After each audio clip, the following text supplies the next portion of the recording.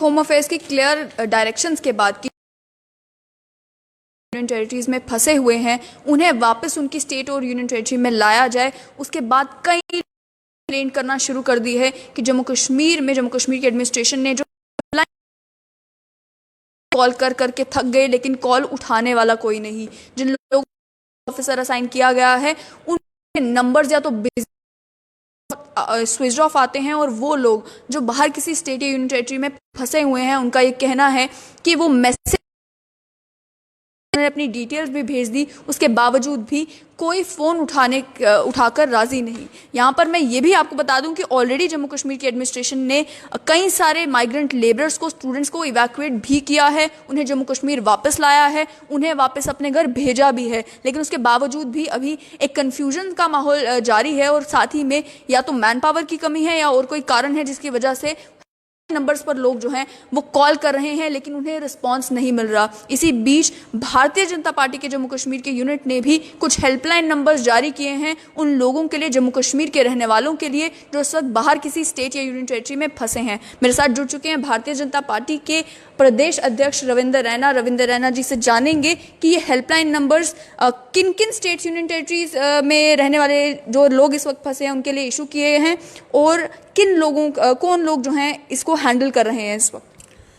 Bharatiya Janata party Jammu Kashmir में शुरू हुआ उस वक्त भी हमने एक हेल्पलाइन चलाई थी जो लगातार 1 महीने तक चली, और उस हेल्पलाइन में हमें हजारों की तादाद में फ़ोन आए जो जम्मू कश्मीर के लोग विद इन द डिस्ट्रिक्ट्स दूसरे डिस्ट्रिक्ट में फंस गए थे, ये फ़ोन आए, या जम्मू कश्मीर के वो लोग जो दूसरी स्टेट्स में फंसे थे और उनको वहाँ राशन चाहिए था, खाने की व्यवस्था चाहिए थी, रहने की व्यवस्था चाहिए थी, किसी को दवाई चाहिए थी, या वो लोग जो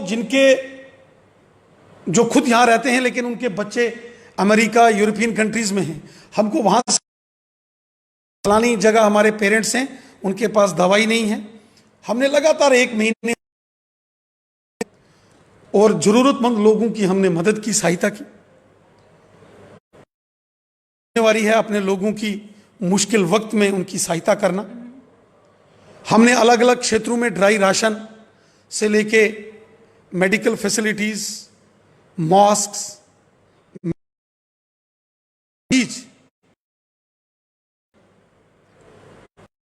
अब ये लॉकडाउन के चलते दूसरी स्टेट से लोगों को वापस लाने की एक प्रक्रिया को शुरू किया गया है, तो हमें बहुत संख्या में फोन आए, रात को फोन, सुबह दिन, चाहे गुजरात है, महाराष्ट्र है, राजस्थान है, मध्य प्रदेश है, पंजाब, हरियाणा, हिमाचल, यूपी, बिहार, पश्चिम बंगाल, उड़ीसा, मध्य प्रदेश, इन तमाम क्षेत्रों से हमें फोन आते, और उन फोन कॉल्स को देखते हुए भारतीय जनता पार्टी ने फिर से हेल्पलाइन हमने बनाई है, जिसको आज हमने यहां दिया है। इसमें हमने अलग अलग स्टेट्स के लिए अलग अलग अपने जो सुबह से लेकर शाम तक बीजेपी ऑफिस में या अपने घर में बैठ के पूरी डिटेल्स बनाएंगे, जहां से उनको फोन आएंगे, वो फोन्स या वो मैसेजेस व्हाट्सएप या फोन कॉल्स वो ट्रांसफर करेंगे पार्टी ऑफिस में डिटेल, और यहां से हम गवर्नर जीसी मुर्मू साहब के साथ लाइजन करके अपने लोगों को पूरी मदद देने की हम कोशिश करें। इस हमने अगर कोई उनके लिए को डिप्यूट किया गया है, हरियाणा के में है तो अलग हैं, दिल्ली में तो हैं अलग हैं, हर टोटल हेल्पलाइन नंबर्स के लिए मैं आपके सामने, आपके इस चैनल के सामने ये सारा इसके हैं ये डिस्प्ले करता हूं, ताकि आपके चैनल को देखने वाले जितने भी लोग जम्मू कश्मीर से बाहर इस लॉकडाउन में रुके हुए हैं उन तक ये मैसेज जाए, वो हमें संपर्क करें, हम उनकी सहायता करें, या उनके परिवारजन, उनके घर के लोग, उनके रिलेटिव्स, रिश्तेदार जो जम्मू कश्मीर में रहते हैं, जो आपका वो इन सकते हैं। सबसे पहले मेरे पास इस हेल्पलाइन में पंजाब जो हम है उसमें श्रीमान और श्री बलदेव, इनके नंबर साथ में दिए गए हैं।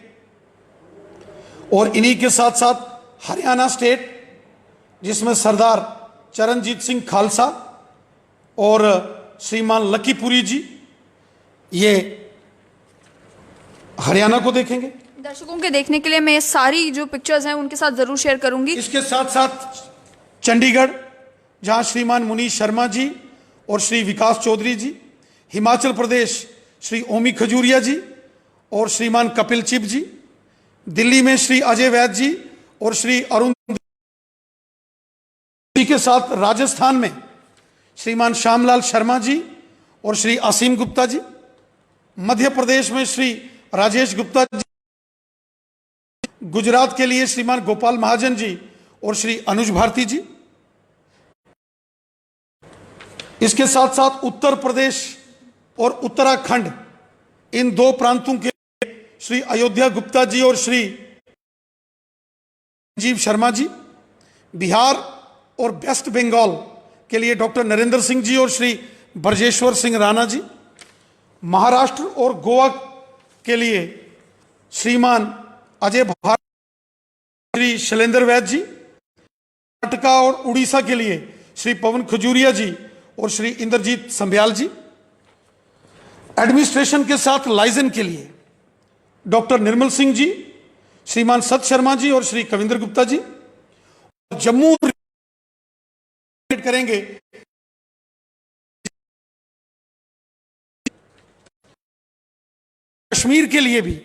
कश्मीर के भी बहुत सारे लोग जो अलग अलग जगहों पर स्टैंडर्ड हैं, उनके लिए कश्मीर को कोऑर्डिनेट करेंगे बीजेपी के स्टेट जनरल सेक्रेटरी श्रीमान विबोध गुप्ता जी और श्रीमान सोफी यूसुफ जी, डॉक्टर अली मोहम्मद मीर, डॉक्टर फरीदा खान, श्री रफीक अहमद वानी, आरिफ राजा जी और शेख बशीर साहब।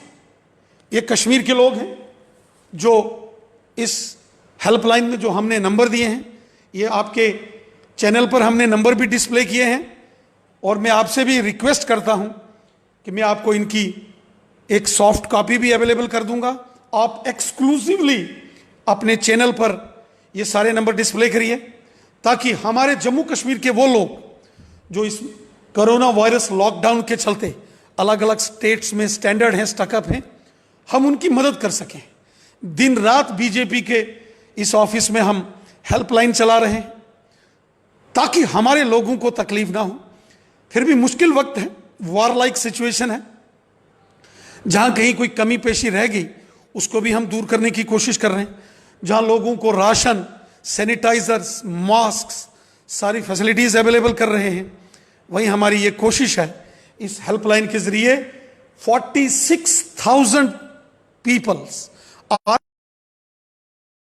and union territories across India, those belongs to the Jammu and Kashmir. Jammu Kashmir के हजार लोग हैं जो अन्य अन्य स्टेट्स में इस वक्त रुके हुए हैं, और हमारी कोशिश है कि उन सबको टाइमली यहां लाया जाए और सुरक्षित। मैं आपसे क्लैरिफिकेशन जानना चाहूंगी कि क्या ये हेल्पलाइन नंबर्स केवल स्टूडेंट्स के लिए हैं, केवल माइग्रेंट, केवल यात्रियों के यही हेल्पलाइन नंबर्स हैं? और साथ ही में ऐसा तो नहीं होगा कि जिस तरह से एडमिनिस्ट्रेशन ने भी हेल्पलाइन नंबर्स दिए लेकिन वो चल नहीं रहे, ये हेल्पलाइन नंबर्स भी लोग कॉल कर करके थक जाएंगे, कोई उठाने वाला नहीं होगा? हम बहुत बारीकी से काम किया है। स्टेशन ने ओवरऑल नंबर दिए हैं, हमने हर स्टेट के लिए 2-2 दिए हैं। अगर मैंने 15 स्टेट्स का जिक्र किया तो 30 नंबर आपको दिए होंगे, और एक स्टेट्स में अगर 1000 या 2000 लोग हैं, उनकी बात सुनना, उनसे। राणा साहब, एक चीज़ जो जम्मू के लोग इस वक्त जानना चाहते हैं वो ये है कि जम्मू में 0 एक्टिव केसेस हैं। डॉक्टर्स ने, पैरामेडिक्स ने बहुत अच्छा काम किया है, उसके बावजूद भी जम्मू रेड जोन में सांबा में तो नए केसेस आए हैं तो समझ में आता है कि वो रेड जोन में है, कठुआ में एक ही active case, Kathua red zone में, रियासी में एक ही active case, Reasi orange zone में। ये इस तरह से ये कंफ्यूजन क्यों? देखिए, एक बात आप भी जानते हैं और आपको मालूम भी है, और आपके जो दर्शक हैं आपके चैनल के ये भी सब जानते हैं, ये कोरोना वायरस बहुत ही भयंकर, बहुत ही घातक वायरस है। ये बहुत तेजी से रैपिडली ये ट्रांसमिट होता है एक व्यक्ति से दूसरे व्यक्ति में। ये हवा से ट्रांसमिट होता है, पानी से होता है, फूड से होता है, एक व्यक्ति के दूसरे व्यक्ति के कांटेक्ट में आने से, हाथ मिलाने से कांटेक्ट में आता है, और बहुत तेजी से फैलने वाला ये वायरस है। और अभी तक दुनिया में इसकी वैक्सीन तैयार नहीं की गई है।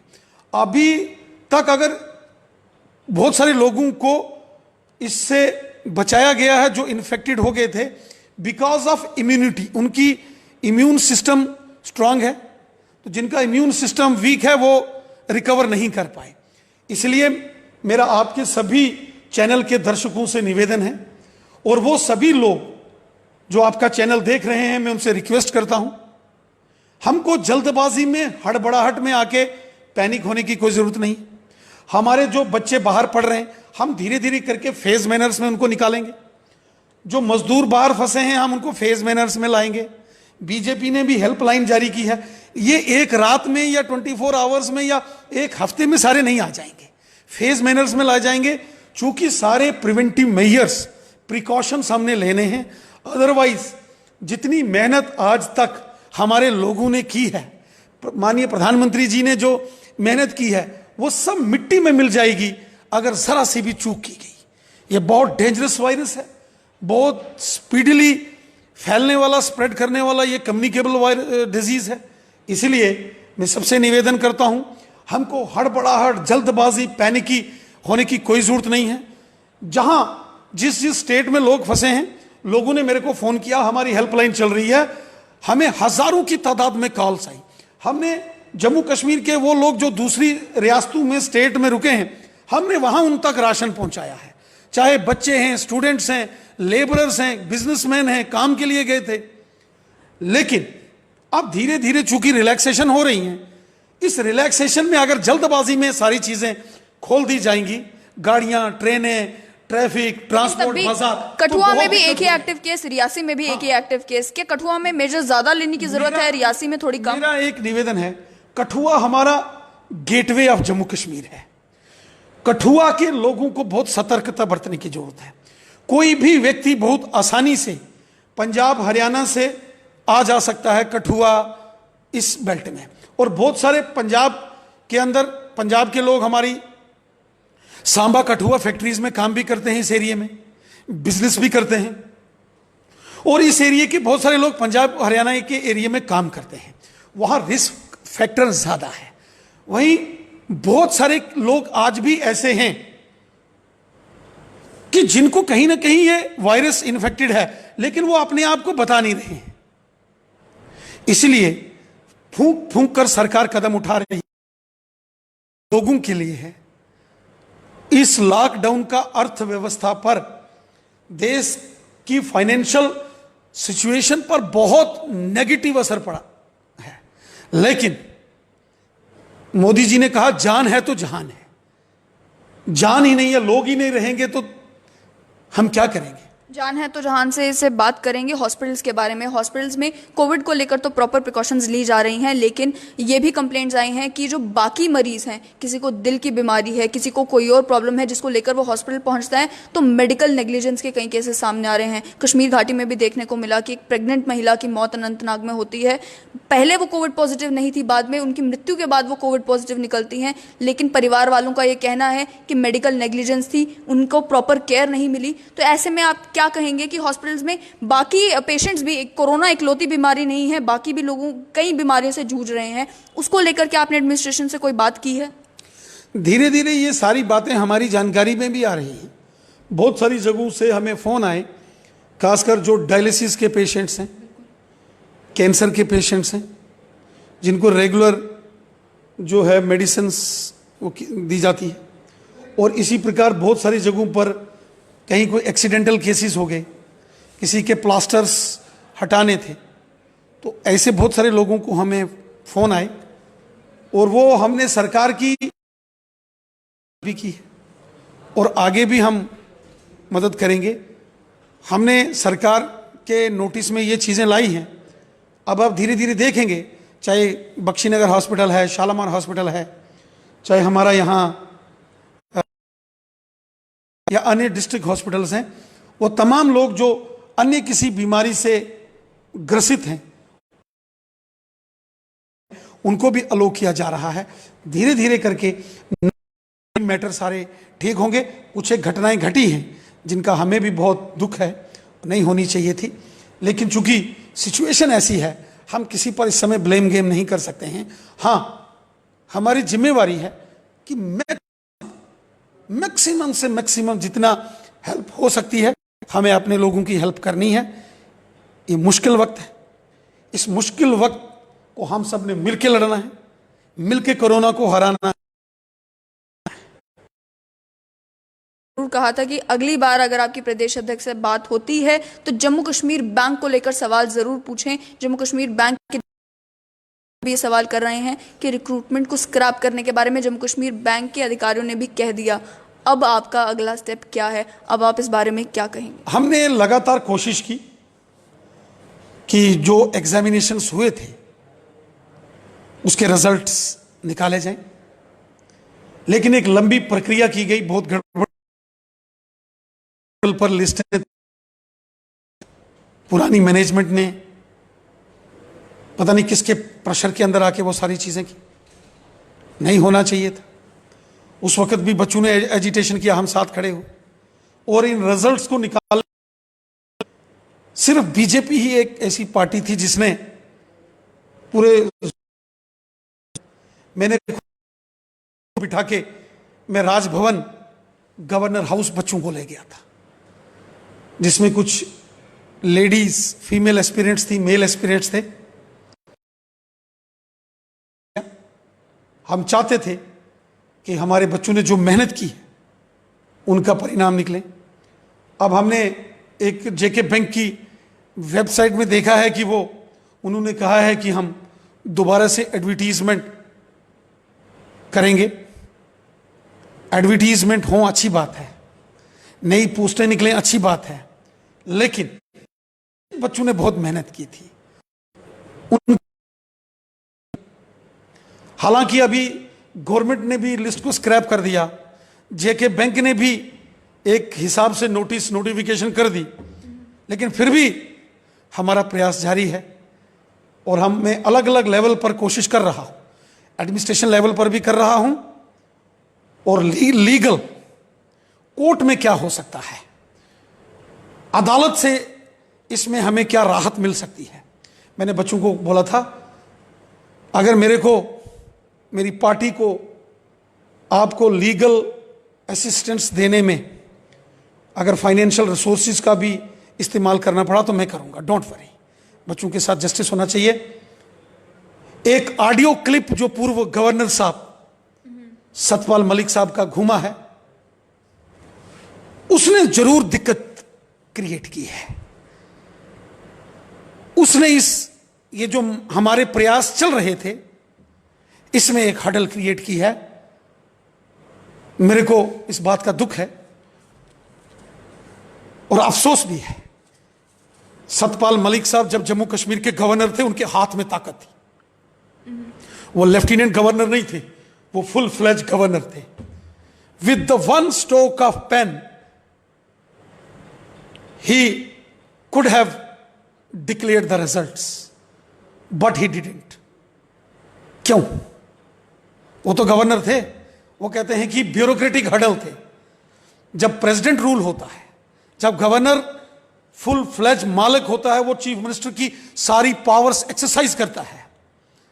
उस वक्त उनको SRO 202 में भी अमेंडमेंट करनी थी और जेके बैंक के रिजल्ट भी निकालने थे, और उसके बाद अगर वो बयान देते कि मैंने निकाला, हम उनको सल्यूट करते। वो तो निकाला नहीं, और आज बयान देके जो हम मेहनत कर रहे थे उस पर पानी फेरने का काम किया उन्होंने। तो वो जा चुके हैं। अब जम्मू कश्मीर बैंक के मसले में क्या होगा, SRO 202 में क्या होगा? मैं फिर कहूंगा, इस ऑडियो क्लिप ने कोई अच्छा रोल अदा नहीं किया है। हम फिर भी कोशिश करेंगे, ये चीजें अगर ना हुई होती तो शायद परिणाम आज तक बहुत अच्छे आगे होते। अदालत की आपने बात की, ऑलरेडी आज सुप्रीम कोर्ट में जो है 4G को लेकर हियरिंग हो रही है। इस समय भी 4G जम्मू का युवा जो है वो मैंने बीजेपी से नाराज है 4G के बारे में। देखिए, जम्मू का कोई युवा बीजेपी से नाराज नहीं है। जम्मू के नौजवान हो, देशभक्त नौजवान है। कल ही आपने देखा हंदवाड़ा के अंदर क्या हुआ, वहां के पूरी वीडियोग्राफी लाइव करने की कोशिश की गई लेकिन नहीं कर पाए। पूरा प्रोपेगेंडा किया गया। आतंकवादी और पाकिस्तानी 4G की आड़ में बहुत बड़ा देश विरोधी षड्यंत्र करने की फिराक में है। झूठे वीडियोस, बड़े बड़े आधे घंटे के, एक घंटे के वीडियो क्लिप्स ये पाकिस्तान से चलेंगे। ये सारे ग्रुप्स ऑपरेट होंगे। फिर और कितना समय लगेगा कि जम्मू में भी 4G जो है वो नहीं चलेगा? हमारी कोशिश है कि जल्दी से जल्दी चले, और सरकार की भी, हमारे जो माननीय लेफ्टिनेंट गवर्नर हैं, मैं खुद इनसे मिला हूं, वो खुद चाहते हैं।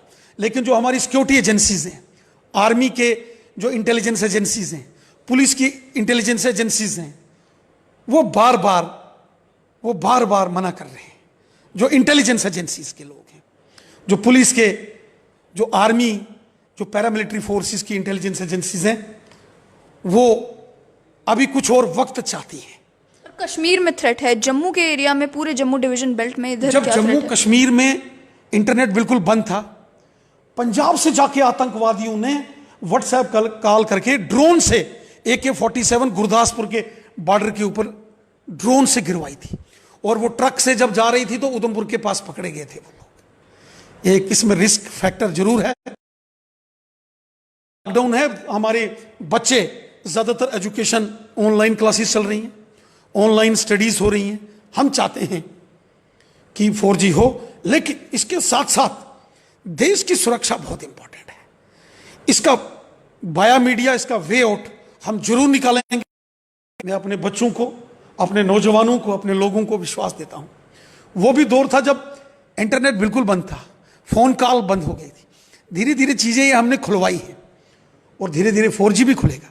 बस मेरा आपसे निवेदन है, इस प्रकार की जो घटनाएं होती हैं, जो कल हंदवाड़ा में हुआ, सेना का एक कर्नल, एक मेजर, 2 जवान, एक जम्मू कश्मीर पुलिस के सब इंस्पेक्टर, उसके बाद रात को पुलवामा में दोबारा हमला, सोपुर में हमला, रजौरी पुंछ से लगातार बॉर्डर के ऊपर फायरिंग, घुसपैठ, जम्मू के अंदर आतंकवादी किसी आतंकी घटना को करने की फिराक में है। मैं आपको यह भी जानकारी दे दूं, और किश्तवाड़ में लगातार आतंकवादियों की मूवमेंट देखी जा रही है। इसलिए कुछ एक सिक्योरिटी पैरामीटर्स हैं।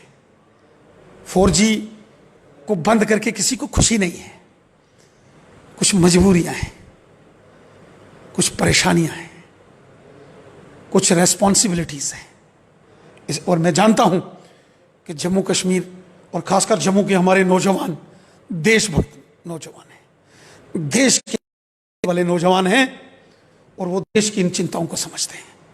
बहुत बहुत शुक्रिया रैना साहब हमारे साथ जुड़ने के लिए। तो आपने सुना कि बीजेपी ने जो हेल्पलाइन नंबर्स लॉन्च किए उनके बारे में भी इन्होंने बताया। उसके अलावा जम्मू कश्मीर बैंक का मामला हो या फिर 4G इंटरनेट का मामला हो, उस सब के बारे में अपनी राय रखी है भारतीय जनता पार्टी के प्रदेश अध्यक्ष रविंदर रैना ने।